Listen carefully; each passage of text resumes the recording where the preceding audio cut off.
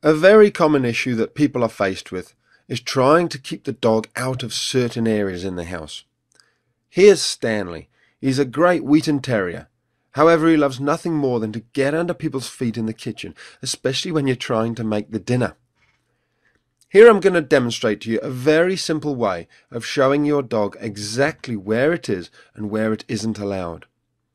To Stanley's owners, it seems like either he doesn't know exactly where he's allowed or he doesn't care.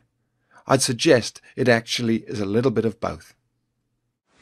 So if this is the line where you don't want the dog to go into the kitchen, the dog can't really see exactly where it is. We have it in our own minds as to where we think it is. But to make it really clear to the dog, all we're going to do is put down some sticky tape.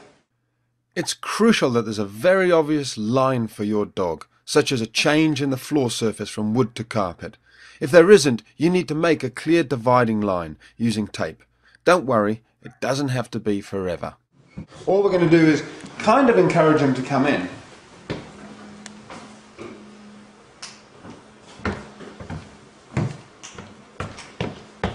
He already knows there's something up. There's a line there.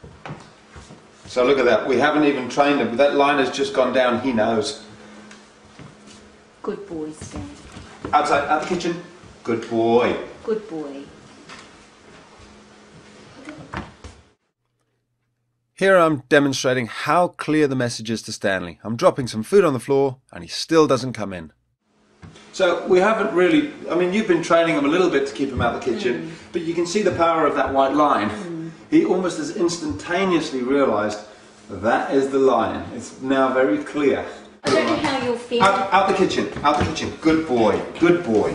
Okay, so out of the kitchen when he backs off, praise him. When he's out of the kitchen, we praise him. Now what we don't want to do is get him to think that every time he comes in here, if we chase him out, he gets a treat. We want him off the line. So we're actually going to say, out the kitchen, good boy. We don't want him in the kitchen at all.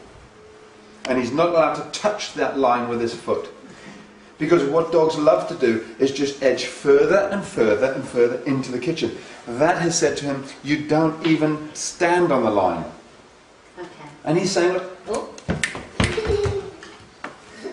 And you can see you can use any sort of energy to drive him out. Even just stamping your feet a little bit, moving towards him.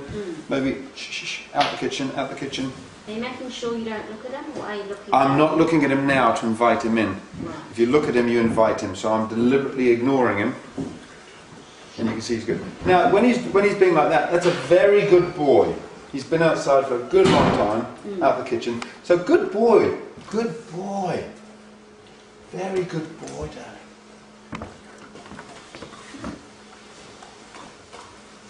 A little bit further.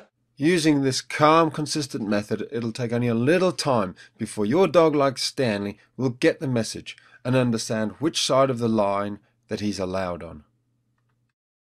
As with any training, it'll have maximum effect only if your dog listens to you because you're the pack leader and you've already implemented the 5 golden rules that are shown in the first section of the members site.